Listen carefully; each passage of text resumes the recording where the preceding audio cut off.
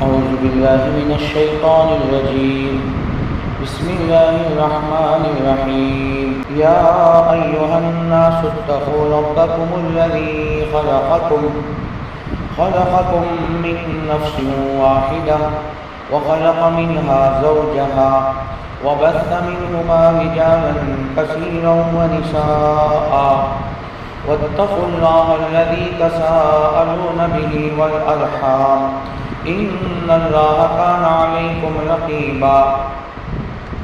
وآتوا اليتامى أموالهم ولا تتبدلوا الخبيث بالطيب ولا تأكلوا أموالهم إلى أموالكم إنه كان حوبا كبيرا.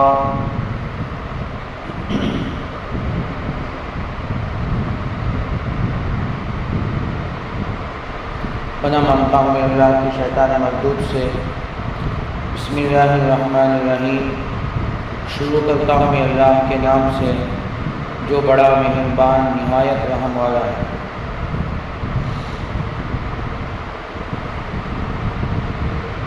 سورہ نساء کی ابتدائی 2 آیتوں کی تلاوت ہوئی. سورۃ النساء مدنی ہے، ہجرت کے بعد نازل ہوئی.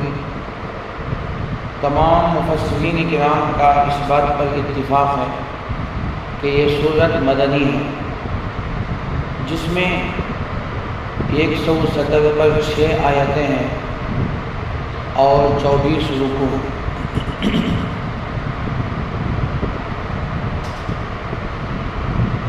یہ سورت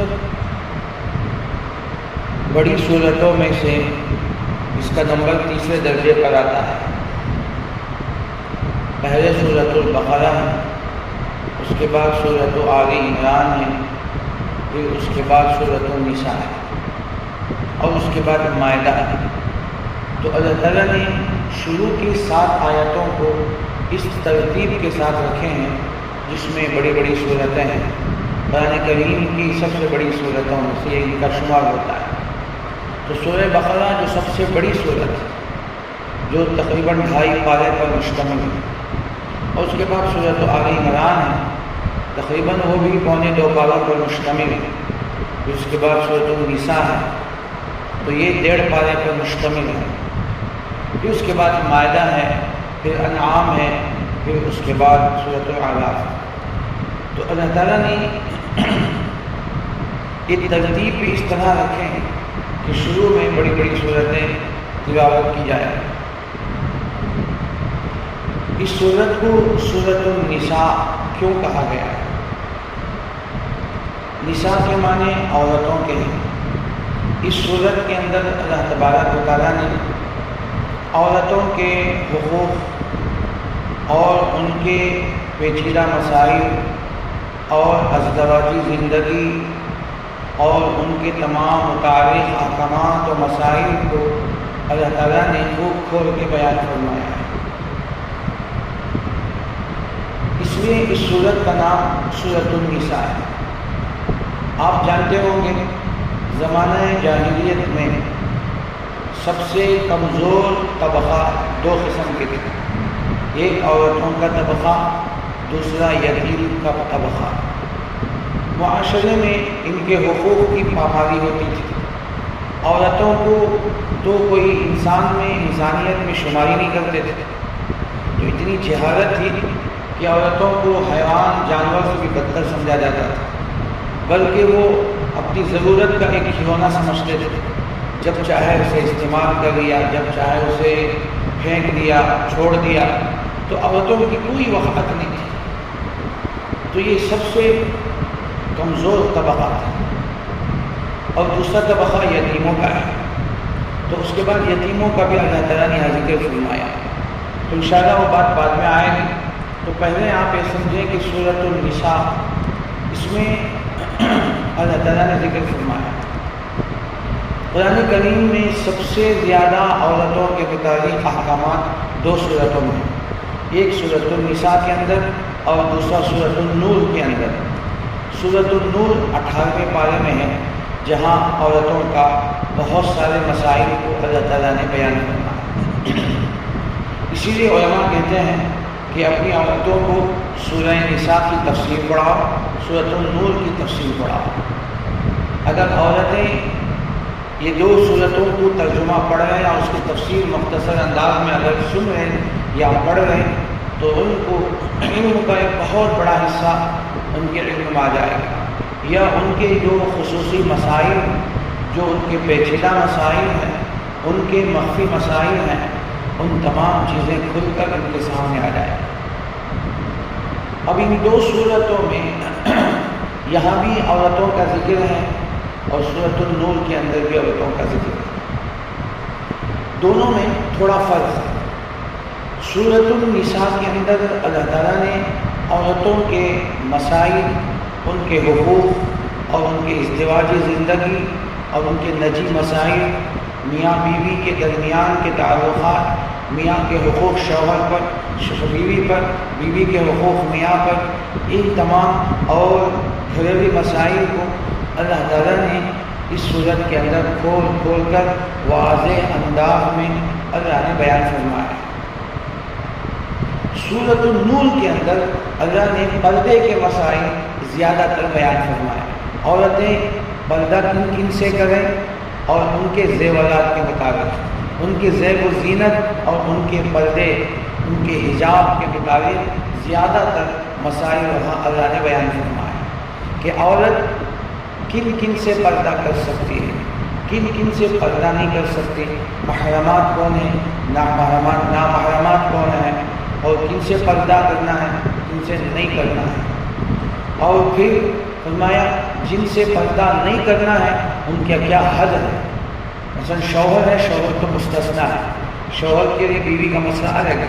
شوہر کے علاوہ گھر کے اندر مردوں میں ایک باپ ہے، دوسرا بیٹا ہے اور تیسرا بھائی ہے، آخری درجے میں شادی کے بعد خسر ہے۔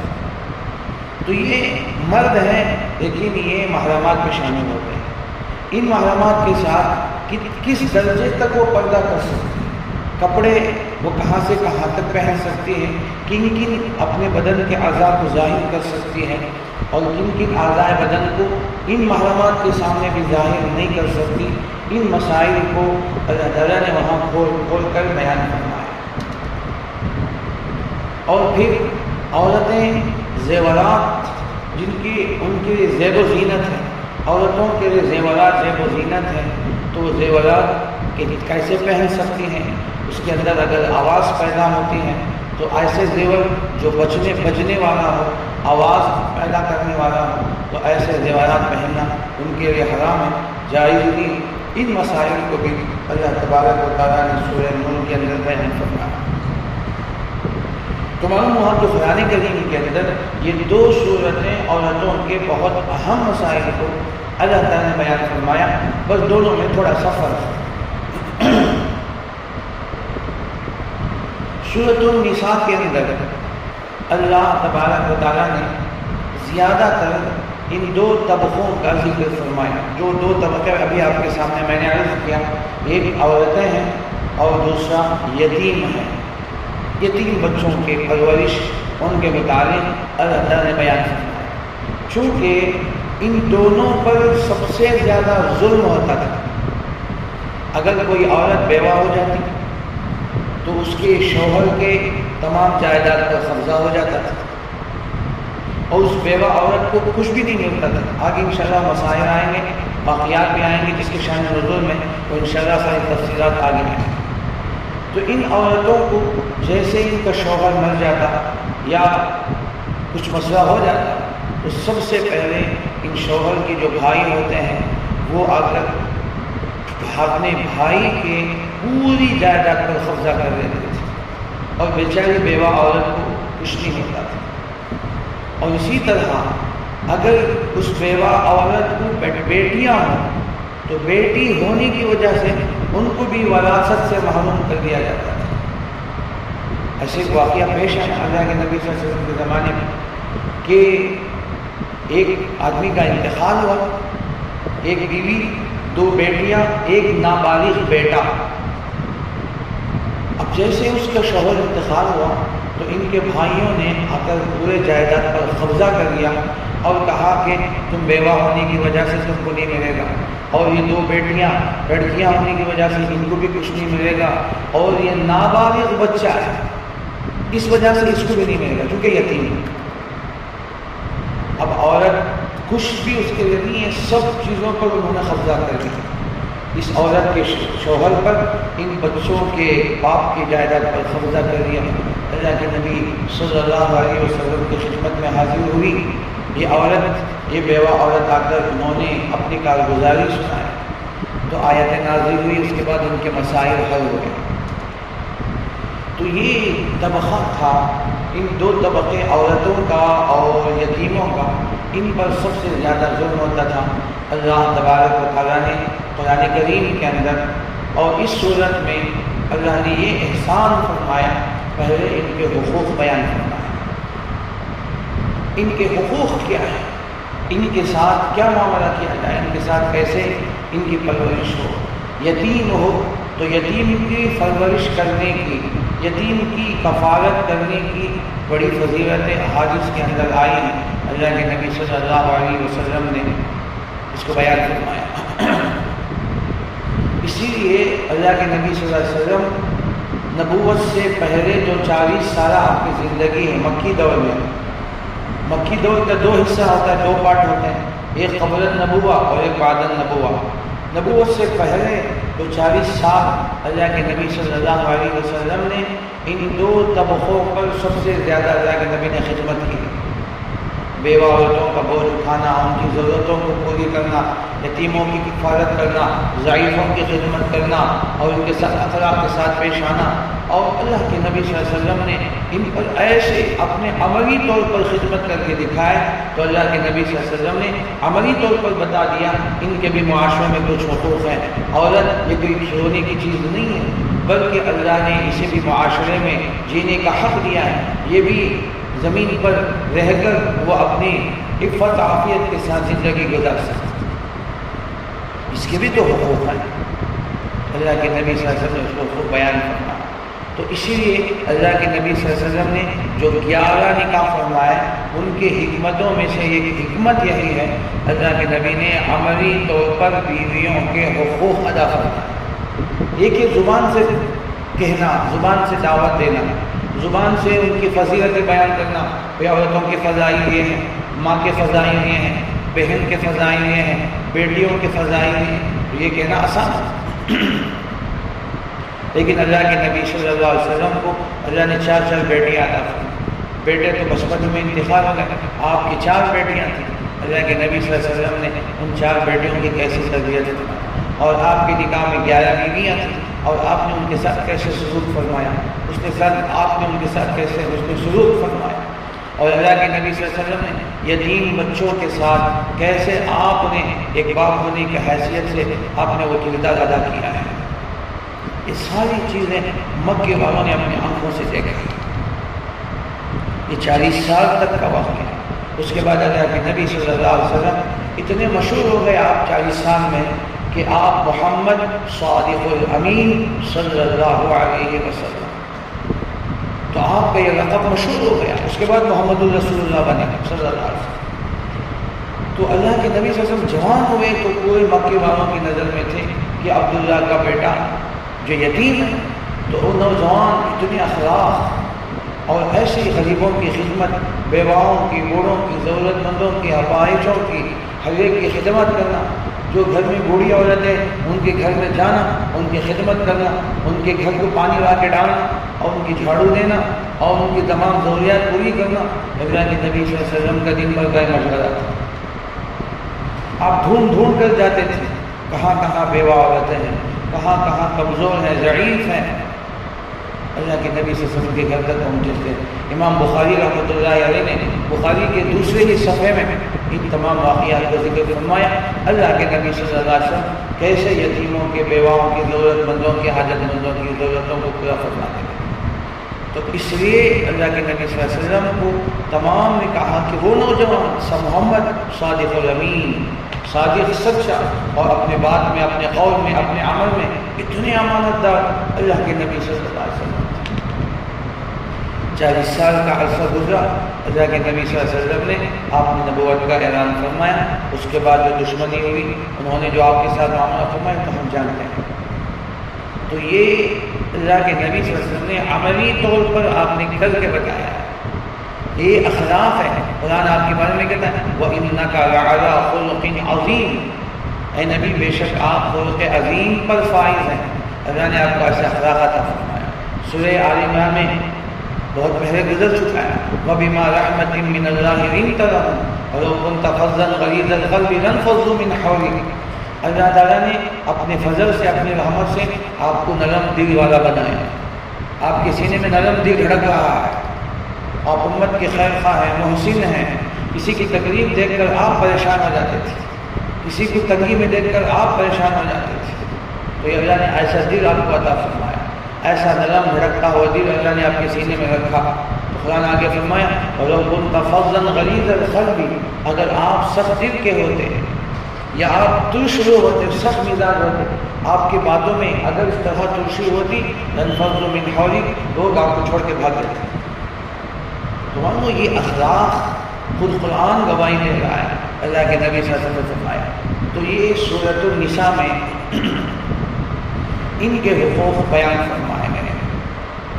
اب پورے سورت میں پہلی دوسری آیت سے یتیموں کا سلسلہ شروع ہوتا ہے وَآتُوا الْيَتَامَىٰ أَمْوَالَهُمْ وَلَا تَتَبَدَّلُوا الْخَبِيثَ بِالطَّيِّبِ وَلَا تَأْكُلُوا أَمْوَالَهُمْ إِلَىٰ أَمْوَالِكُمْ إِنَّهُ كَانَ حُوبًا كَبِيرًا۔ تو یتیم کے ساتھ ان کے ساتھ حسن سلوک کرو، ان کے مال میں زیادتی مت کرو، ان کے مال کو تبدیل مت کرو، ان کے ساتھ ان کے مالوں کے ساتھ حسن سلوک کرو۔ اگر ایسا نہیں کرو گے انہ کان حوبا کبیرا، یہ بہت بڑا گناہ ہے۔ اور آگے 2 صفحے کے بعد فرمایا ان الذین یأکلون اموال الیتامی ظلما انما یأکلون فی بطونہم نارا وسیصلون سعیرا۔ وہ لوگ جو یتیموں کا مال ناحق ظلمن کھاتے ہیں، یاد رکھو، سنو، وہ تم جہنم کی دہکتی ہوئی آگ کے ذریعے اپنے پیٹ کو بھر رہے ہیں، وسیصلون سعیرا، اور قریب تم دہکتی ہوئی آگ میں داخل ہو جاؤ۔ اتنی سخت آیتیں ہیں۔ تو اللہ تعالیٰ نے ان کے ساتھ حسن سلوک کی فضیلت بھی بیان فرمائی اور ان کی حق تلفی کے بھی وہ سخت وعید حدیث کے اندر، قرآن کریم کے اندر آیتوں میں آئی۔ اللہ کے نبی صلی اللہ علیہ وسلم نے ارشاد فرمایا جو یتیم کی کفالت کرے، یتیم کو اپنی ذمہ داری میں رکھ کر اگر کوئی پالتا ہے، اللہ کے نبی صلی اللہ علیہ وسلم نے ارشاد فرمایا انا وکافر الیتیم کہاتین یوم القیامہ۔ اللہ کے نبی صلی اللہ علیہ وسلم نے ارشاد فرمایا میں اور یتیم کی کفالت کرنے والا قیامت کے دن اس طرح آئیں گے، اتنا قریب آئیں گے اتنا 2 انگلیاں ہیں۔ تو گویا یتیم کی پرورش کرنے والا قیامت کے دن اللہ کے نبی کے ساتھ ہوگا۔ کتنا اونچا ہوگا، چند سال اگر ان کی خدمت کر دیا، ان کو کھلا دیا پلا دیا، پر قیامت کے دن اس کا یہ مرتبہ ہوگا نبی کے دائیں بائیں وہ نبی کے ساتھ چلتا رہے گا حشر کے میدان۔ اللہ کے نبی بخاری کی حدیث ہے، مشکات کی حدیث ہے اور جامع ترمذی کی حدیث ہے۔ اور اللہ کے نبی صلی اللہ علیہ وسلم نے دوسری حدیث میں ارشاد فرمایا سب سے بہترین گھر وہ ہے جس میں یتیم ہو اور یتیم کے ساتھ حسن سلوک کیا جا رہا ہو، سب سے بہترین گھر۔ اور پھر فرمایا سب سے بدترین گھر وہ ہے جس میں یتیم ہو اور یتیم کے ساتھ بدسلوکی کی جا رہی ہو اور اس کے حق تلفی کی جا رہی ہو، وہ سب سے بدتر ہے۔ اور دوسری حدیث میں سنن دارمی بیہقی کی روایت اللہ کے نبی صلی اللہ علیہ وسلم نے ارشاد فرمایا اگر کوئی آدمی یتیم کی کفالت نہیں کر سکتا، یتیم کی ضرورت کو پوری نہیں کر سکتا، صرف محبت سے، ہمدردی سے اس کے سر پہ ہاتھ رکھ کر ہاتھ پھیرتا ہے، اس کے ہاتھ کے نیچے جتنے بال آئیں گے اتنی نیکیاں اسے دی جائے گی، اتنے گناہ اس کے معاف ہوں گے۔ صرف سر پر ہاتھ پھیرنے پر اتنا اجر ہے، نیکیاں ہیں۔ تو اس لیے اللہ کے نبی صلی اللہ علیہ وسلم نے یتیم کی کفالت پر بڑے فضائل بیان فرمائے ہیں اور ان کی حق تلفی پر بہت سخت گناہ ہے۔ تو یہ اللہ تعالیٰ نے اس کے ذکر فرمایا۔ تو اس صورت کے اندر اللہ تعالیٰ نے تمام ان مسائل کو ذکر فرمائے جو روزمرہ میں پیش آتے ہیں۔ اس دیواجی زندگی یا یوں کہو کہ آداب معاشرت کا، یہ آداب معاشرت والی یہ صورت، زندگی کیسے گزارنا ہے بیویوں کے ساتھ، بچوں کے ساتھ، یتیموں کے ساتھ، بھائیوں کے ساتھ، ماں باپ کے ساتھ، پڑوسیوں کے ساتھ، رشتہ داروں کے ساتھ، اور اسی طرح مسافرین کے ساتھ۔ اللہ نے پورے مسائل کو اللہ نے کھول کھول کر بیان۔ چند صفحوں کے بعد یہ پارہ ختم ہو کر والمثنى 5ویں پارے میں ایک آیت آتی ہے، اس کے اندر بیان کیا گیا کہ تمام لوگ وبالوالدین احسانا وبذی القربى والیتامى والمساکین وابن السبیل والجار ذی القربى والجار الجنب والصاحب بالجنب وابن السبیل وما ملکت ایمانکم۔ 10 حقوق جن سے آدمی روزانہ آدمی کا ملنا جلنا ہوتا ہے، اسی کا نام تو معاشرہ ہے۔ معاشرہ کے کیا معنی؟ عاشرہ یعاشرو، ایک دوسرے کے ساتھ مل جل کر زندگی گزارنے کا نام معاشرہ ہے۔ اب عام طور سے ایک آدمی اپنے ماں باپ کے ساتھ، بھائی بہن کے ساتھ، شادی ہو گئی تو فیملی کے ساتھ، بیوی بچوں کے ساتھ، پھر اپنے رشتہ دار چاہے ننیال ہو ددیال ہو، پھر سسرالی رشتہ دار ہو، پھر اس کے بعد پڑوسی ہیں، محلے والے ہیں، گلی والے ہیں، پھر محلے والے ہیں، تو پھر بستی والے ہیں۔ انہی کے آدمی روز مرہ انہی کے درمیان آدمی چکر لگاتا ہے، صبح سے شام تک ان میں سے کسی نہ کسی سے ہمارے درمیان ملاقات ہوتی ہے، ان کے ساتھ اٹھنا بیٹھنا ہوتا ہے۔ کبھی رشتہ دار کے گھر ہم جاتے ہیں، رشتہ دار ہمارے گھر آتے ہیں، ان کی خوشی غم میں ہم شریک ہوتے ہیں، ہمارے خوشی غم میں وہ شریک ہوتے ہیں، یہی تو مسئلہ ہے۔ اسی کا نام تو معاشرہ ہے، اور اس کا جو آداب ہے اس کو آداب معاشرت کہتے ہیں۔ اللہ تعالیٰ نے اس صورت کے اندر کھول کھول کے بیان کیا۔ اب اس آداب معاشرت میں سب سے نمایاں کردار ادا کرنے والی عورت ہوتی ہے، ماں کی شکل میں، بیٹی کی شکل، بہن کی شکل میں، پھر بیوی کی شکل میں، پھر بیٹی کی شکل میں۔ یہ 4 روپ ہیں عورت کے۔ پہلے ماں کی شکل، اللہ کے نبی نے فرمایا کہ ایک ماں کے قدموں کے نیچے جنت ہے۔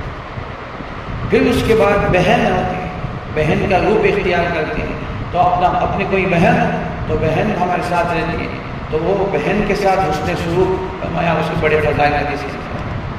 پھر شادی ہو گئی تو بیوی آئی، تو تیسرے درجے پر تیسرا روپ اختیار کرنے والی بیوی، پھر بیوی سے پھر بیٹی ہوئی تو پھر بیٹی۔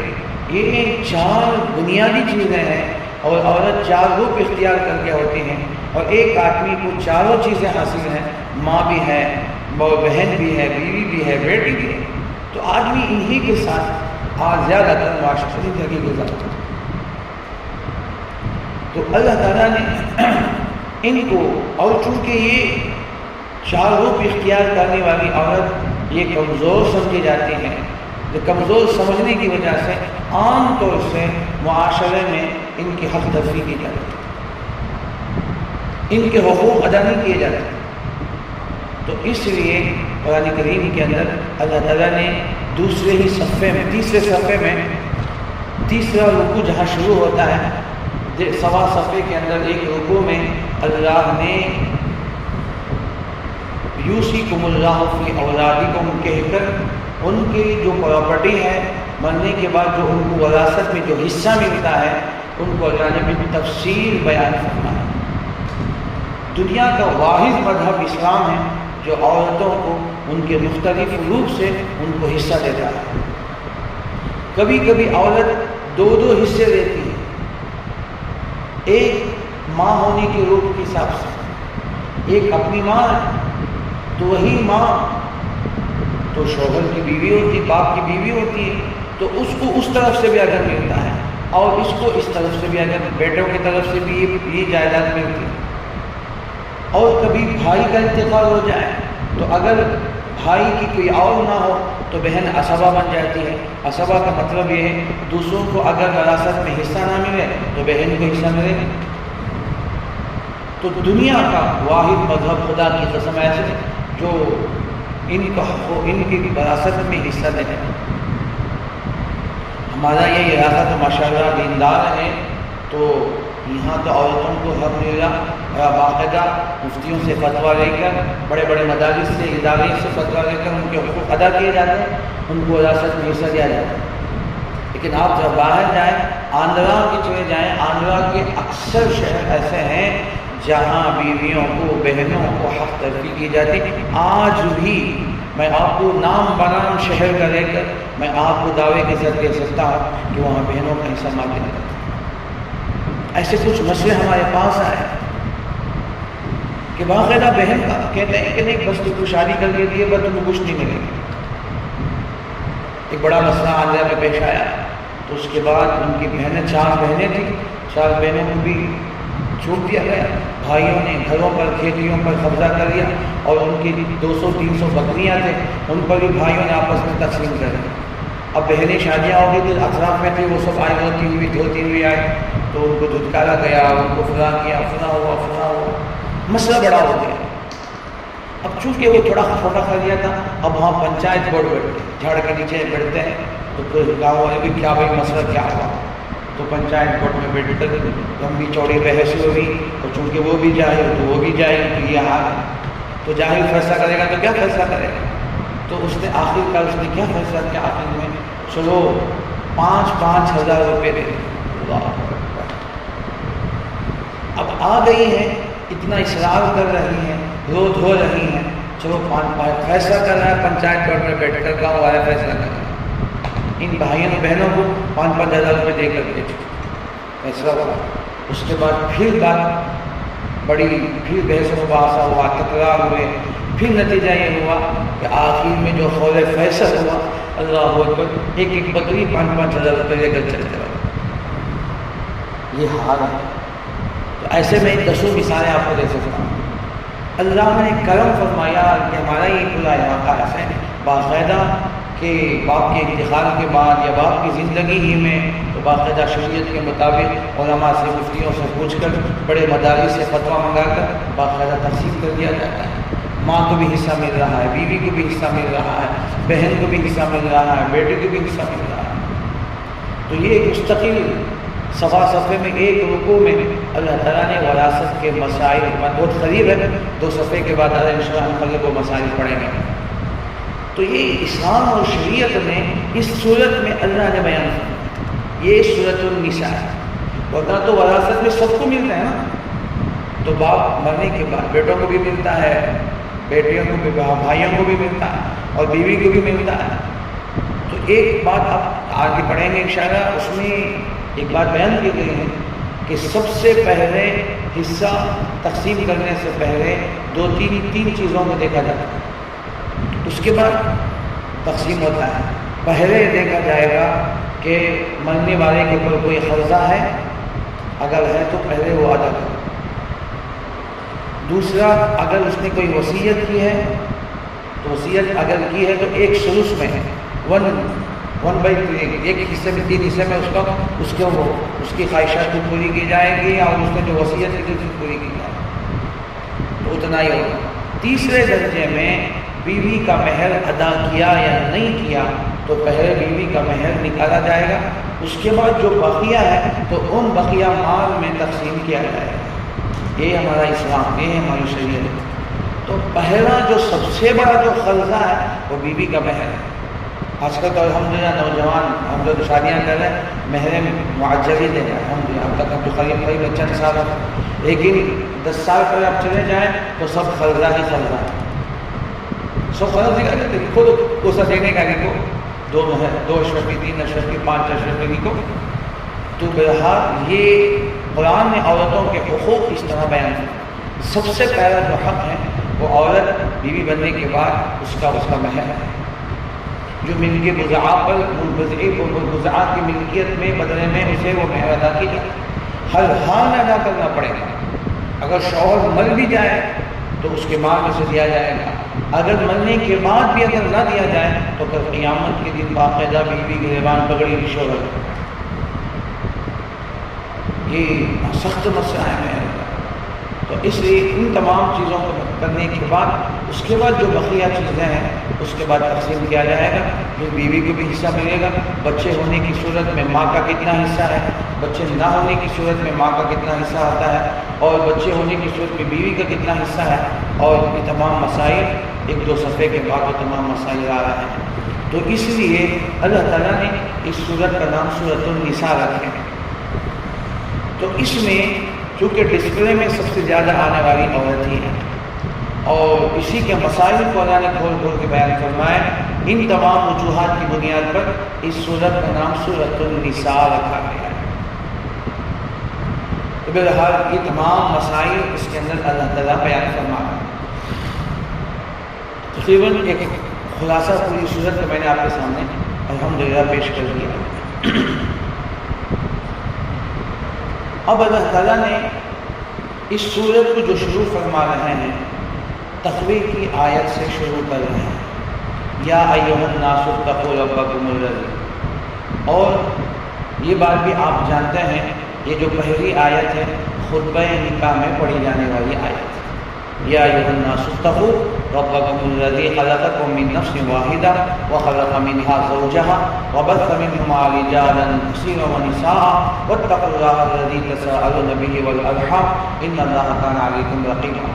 علامہ محمود آلوسی رحمۃ اللہ علیہ تفسیر روح المعانی کے اندر اور اسی طرح تفسیر مظاہر میں قاضی ثناءاللہ پانی پتی رحمۃ اللہ علیہ تفسیر در منصور میں امام جلال الدین سیوطی رحمۃ اللہ علیہ نے لکھا ہے کہ اللہ کے نبی صلی اللہ علیہ وسلم خطبہ نکاح میں 3 آیتیں پڑھتے تھے جو عام طور سے ہم نکاح کے خطبے میں سنتے ہیں. ولی یہ آیت ہے. اس کے بعد یا ایھا الذین آمنوا اتقوا اللہ حق تقاته ولا تموتن الا وانتم مسلمون. پھر اس کے بعد تیسری آیت یا ایھا الذین آمنوا اتقوا اللہ وقولوا قولا سدیدا یصلح لکم اعمالکم ویغفر لکم ذنوبکم ومن یطع اللہ ورسولہ فقد فاز فوزا عظیما. یہ 3 آیتیں ہیں. اس کے بعد 1-2 حدیثیں کبھی 3 حدیث ہیں جو خطبہ جو نکاح کے متعلق ہے وہ حدیثیں پڑھی جاتی ہیں. نکاح من سنتی فمن رغب عن سنتی فلیس منی تزوجوا الودود الولود فانی اباحی بکم یوم القیامہ. تنکح المرأة لمالها ولجمالها ولحسبها ولدینها فاظفر بذات الدین تربت یداک. یہ چند حدیثیں ہیں جو خطبہ نکاح میں پڑھی جاتی ہیں. تو کیوں ان آیتوں کا انتخاب کیوں کیا گیا ہے اور اللہ کے نبی صلی اللہ علیہ وسلم اس خطبہ نکاح کے موقع پر ان آیتوں کو پڑھی جاتی ہے؟ تو پہلی بات تو یہ ہے کہ اس کے اندر تقوی کا ذکر ہے. تقوی کا ذکر ہے. 3 آیتوں میں 4 مرتبہ تقوی کا تذکرہ ہے.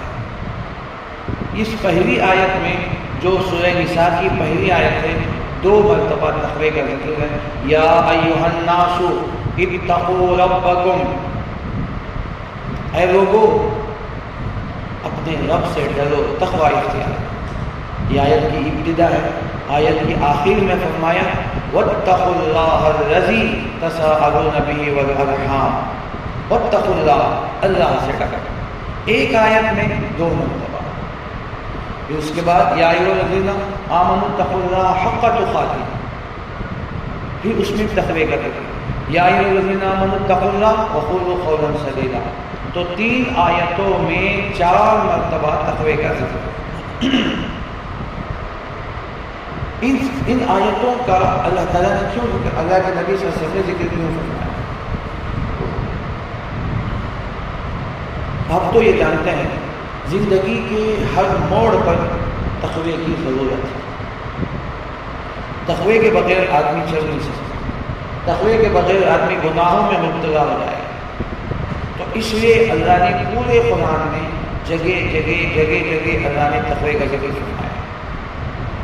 ہر جگہ اللہ نے تقوی کا ذکر فرمایا. یہاں تک کہ بعض علماء نے لکھا ہے اللہ نے پورے قرآن کو اللہ نے لفظ تقوی سے سجا دیا ہے. جیسے آسمان کو اللہ نے تاروں سے چمکا دیا پورے قرآن میں اللہ نے لفظ تقوی سے چمکا دیا سجا دیا. اب کہیں بھی اٹھا آپ کو تقوی کا ذکر ہے. کوئی بھی حکم ہو وہاں تقوی کا ذکر ہے. کوئی بھی اللہ تعالیٰ سابقہ کا واقعات کو حصوں کو اللہ بیان فرماتے ہیں وہاں بھی تقوی کا ذکر ہے. کوئی حکم بیان کرتے ہیں وہاں بھی تقوی کا ذکر ہے.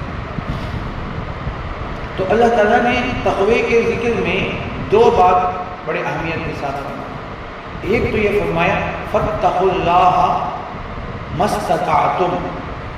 جتنا تم سے ہو سکے اتنا تقویٰ کرو. جو 28ویں پارے میں اللہ نے فرمایا فاتقوا اللہ ما استطعتم، اللہ سے کتنا ڈرنا ہے، کتنا تقویٰ اختیار کرنا ہے. ما استطعتم، تم سے جتنا ہو سکتا ہے. ایک لفظ تقوی کے مطابق اللہ نے یہ فرمایا. دوسرا لفظ جو خطبہ نکاح میں پڑھا جاتا ہے یا ایھا الذین آمنوا اتقوا اللہ حق تقاتہ، اے ایمان والو تقوی اختیار کرو جیسے اس کا حق ہے، تقوی کا حق، ڈرنے کا حق، حق تقاتہ.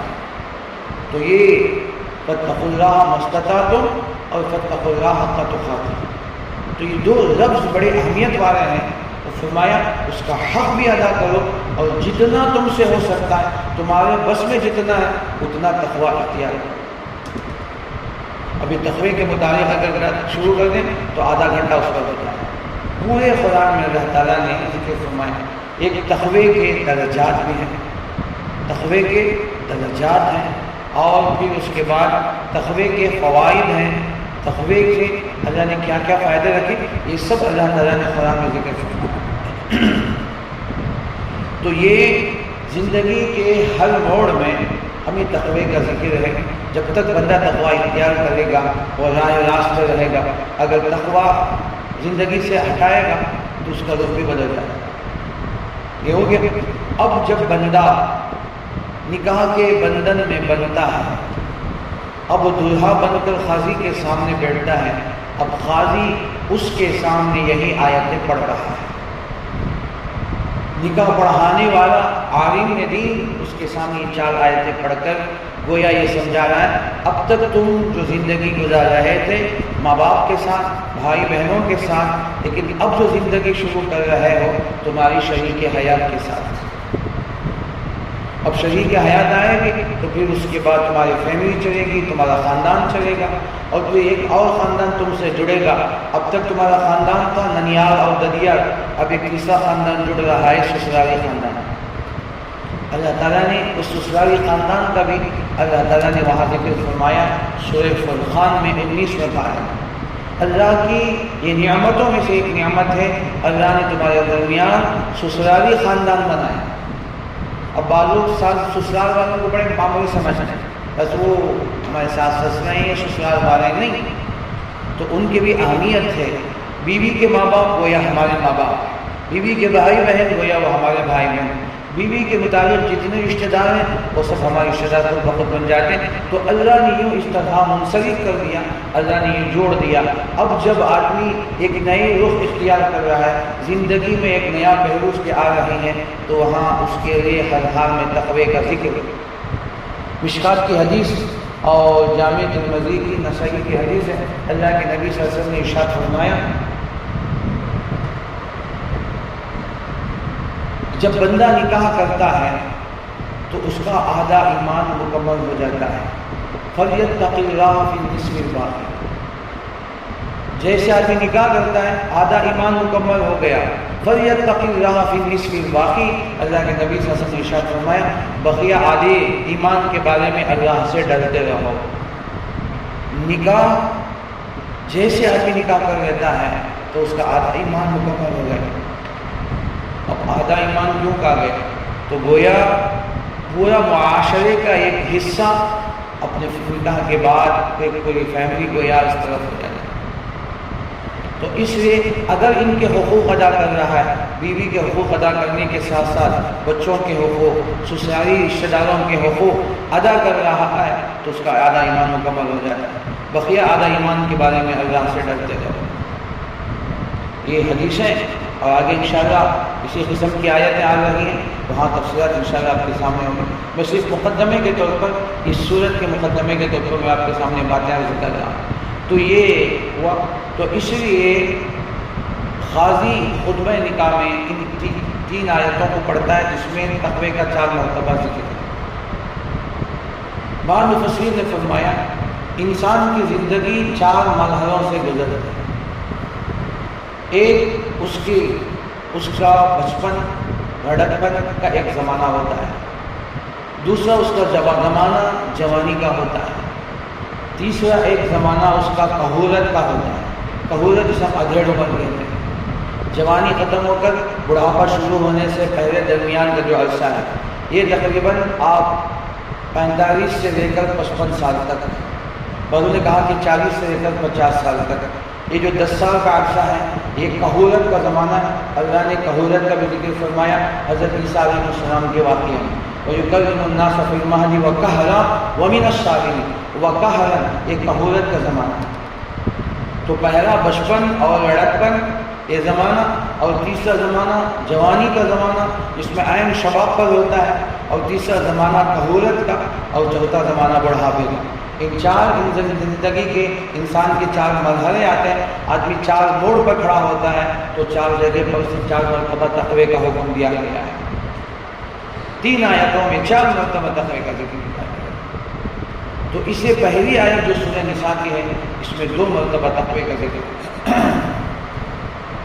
تو بہرحال سورۃ النساء تقوی سے اللہ تعالیٰ اس آیت کو شروع کر رہا ہے، یا ایھا الناس اتقوا ربکم۔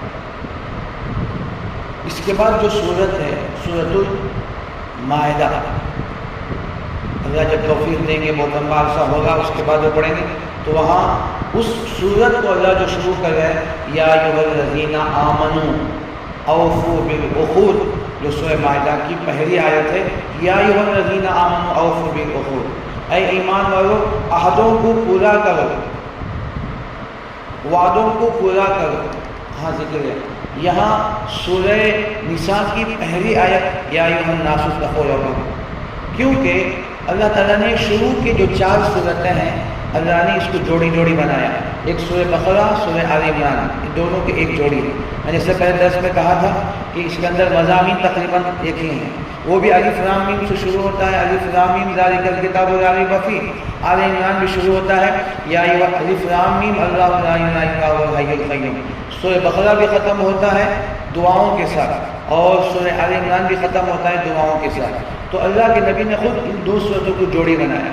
پھر اس کے بعد یہ صورت ہے یہ سورۃ النساء اور سورۃ المائدہ، یہ دونوں صورتیں آپس میں جوڑی جوڑی ہیں، ان دونوں کے مضامین، احکامات و مسائل، یہ تمام چیزیں اس کے اندر ہیں۔ اب اس لیے اس صورت میں جو اللہ شروع کر رہے ہیں یا ایھا الناس اتقوا ربکم، وہاں شروع کریں یا ایھا الذین آمنوا، اے ایمان والو۔ اب وہاں وعدوں کو پورا کریں، وہاں ایمان والوں سے ذکر ہے۔ یہاں فرمائے یا ایھا الناس اتقوا ربکم، اے لوگو تم اپنے رب سے ڈرو، تقوی اختیار کرو۔ تو یہ اللہ تعالیٰ نے ان 2 صورتوں کو جوڑی بنائے، ان کے اندر مسائل، مضامین، احکامات اور واقعات، انداز نزول سب ایک ہے تقریباً، تو اس لیے یہ 2 صورتیں آپس میں جوڑی جوڑی ہیں۔ تو بہرحال اس صورت تقوی سے شروع ہو رہی ہے اور اس میں ہمیں تقوی کا حکم دیا گیا ہے۔ تو اس لیے اللہ کے نبی صلی اللہ علیہ وسلم نے حدیث میں ارشاد فرمایا، بخاری کی حدیث ہے، اللہ کے نبی نے فرمایا عورتوں کے معاملے میں اللہ سے ڈرو، عورتوں کے معاملے میں اللہ سے ڈرو۔ 3 مرتبہ اللہ کے نبی نے فرمایا۔ کیوں؟ اس لیے کہ عورتیں کمزور طبقہ ہیں، کہیں تم ان پر ظالم بن کر مسلط نہ ہو جاؤ، وہ مظلوم نہ بن جائے، ان پر ظلم نہ کرو۔ تو اس لیے اللہ کے نبی صلی اللہ علیہ وسلم نے آخری وقت میں جو آپ کا نزاک آپ کے وقت انتقال کے قریب وقت میں اللہ کے نبی صلی اللہ علیہ وسلم نے 3 باتوں کا زیادہ تر حکم دیا ہے۔ ایک نماز، اور دوسرا غلاموں کے ساتھ، غلام اور باندیوں کے حقوق کے بارے میں، تیسرا عورتوں کے بارے میں۔ 3 چیزوں کے بارے میں اللہ کے نبی صلی اللہ علیہ وسلم کے آخری وقت میں، اب چند گھنٹے کے، آدھا ایک دن کے آپ مسافر ہیں، تو آپ مہمان ہیں، اللہ کے نبی دنیا سے پردہ فرمانے والے ہیں، تو آپ نے یہ نصیحت فرمائی۔ اور اللہ کے نبی صلی اللہ علیہ وسلم کا جب آخری وقت تھا، حضرت عائشہ کے گھر میں تھے، ساری ازواج مطہرات وہیں جمع ہو گئی تھی، تو اللہ کے نبی صلی اللہ علیہ وسلم نے ان کے حقوق بھی ادا فرمائے اور لوگوں کو بھی آپ نے اسی بات کی ترغیب فرمائے۔ تو اس لیے کہ جس طرح شروع زمانے میں، زمانہ جاہلیت میں، اسلام آنے سے پہلے جس طرح عورتوں پر ظلم ہو رہا تھا، پھر زمانہ لوٹ کر پہلے کی طرف آ رہا ہے، جس کے حالات شروع ہو چکے ہیں۔ عورتوں کے ساتھ زیادتی، عورتوں کے ساتھ اس قسم کی چیزیں تمام چیزیں ہیں، تو فرمایا کہ زمانہ لوٹ کر پہلے کی طرف آئے گا۔ آج جو ہم دیکھ رہے ہیں، تو ابھی جو واقعہ پیش آیا نا، آپ سب جانتے ہیں کہ ایک نام تو نہیں تھا، وہ جو ریڈر تھا، تو اس نے ایک دلیل کے آدمی کے پر کھڑے ہو کے پیشاب کیا۔ یہ انتہائی درجے کی خسارت ہے۔ یہ زمانہ جاہلیت کا طریقہ ہوتا ہے، تو پھر زمانہ لوٹ کے آ رہا ہے، اور وہ ایک آدمی کو مل کر 10 آدمی مل کر مارتے ہیں، جو ان پر ظلم ہوتا ہے، تو انگریزی میں کچھ بولتے ہیں، تو اس طرح زمانہ جاہلیت میں بھی اس طرح ہوتا ہے، ایک آدمی کو مل کر 10-15 آدمی مل کر اسے مار رہے ہیں، پیٹ رہے ہیں، وہ بھی شروع ہو چکا ہے۔ عورتوں کے ساتھ جو زیادتی، عورتوں کے جو حقوق حق تلفی، اور ان کو پھر بے حیائی کی طرف باہر لے کر آنا، آزادی کے نام پر ان کی عصمتوں کے ساتھ، عفتوں کے ساتھ کھلواڑ کرنا، وہ بھی شروع ہو چکا ہے۔ اور پھر غیر ہمارے مسلمان بہنوں کو لے کر جا رہے ہیں، اور نکاح کے نام پر نکاح بھی کر رہے ہیں، شادی بھی کر رہے ہیں، اور چند دن تک اپنی ضرورت پوری کر کے پھر ان کو قتل کیا جاتا ہے، ان کے ٹکڑے بنا کر ان کو نالیوں میں بہا دیا جاتا ہے، وہ بھی شروع ہو چکا ہے۔ تو جب یہ واقعات جو اخباروں میں ہم جب سنتے ہیں، تو خدا کی قسم مجھے تو پورے ذہن وہی جاتا ہے۔ اللہ حفاظت فرمائے کہ زمانہ لوٹ کر زمانہ جاہلیت کی طرف جا رہا ہے۔ جو برائیاں پہلے تھیں کہ لوٹ کر آ رہا ہے، ایک کر کے ہم اسٹیج کاسٹر ہم وقفے سے ہمیں تمام چیزیں دیکھتے ہیں۔ تو اس لیے اللہ کے نبی صلی اللہ علیہ وسلم نے عورتوں کے متعلق خاص طور سے فرمایا کہ عورتوں کے حقوق کے بارے میں اللہ سے ڈرو، اللہ سے ڈرو، اللہ سے ڈرو، 3 مرتبہ اللہ کے نبی صلی اللہ علیہ وسلم۔ تو اس لیے اللہ تعالیٰ نے عورتوں کے اعزاز ہے کہ اللہ نے النساء کہہ کر اللہ نے ایک سورت کا نام ہی رکھا قرآن کریم کے اندر، النساء کہہ کر۔ یہ عورتوں کے لیے بہت بڑا احسان قرآن نے کیا ہے۔ قرآن اور اسلام سے بڑھ کر دنیا کی عورتوں پر کوئی بھی احسان نہیں کر سکتا ہے۔ ان کے حقوق ان کے بیان کیے گئے، ان پر ہونے والے ظلموں کی نشاندہی کر کے اللہ تعالیٰ نے اس کے بدلے میں ان کے حقوق ادا کرنے کا حکم دیا گیا ہے۔ تو یہ پوری صورت کے اندر، پوری صورت مختصر انداز میں اگر کہنا ہو، آداب معاشرت والی صورت، جو پورا آداب معاشرت اپنی فیملی کے ساتھ، اپنے گھر والوں کے ساتھ، اپنے خاندان کے ساتھ، اپنے پڑوسی محلے والوں کے ساتھ کیسے رہنا ہے، اس کے اندر پورے مسائل اس صورت کے اندر شرح آپ آگے اللہ تعالیٰ سے دعا کیجیے کہ اللہ تعالیٰ مجھے آپ تمام کو سنی باتوں سے زیادہ عمل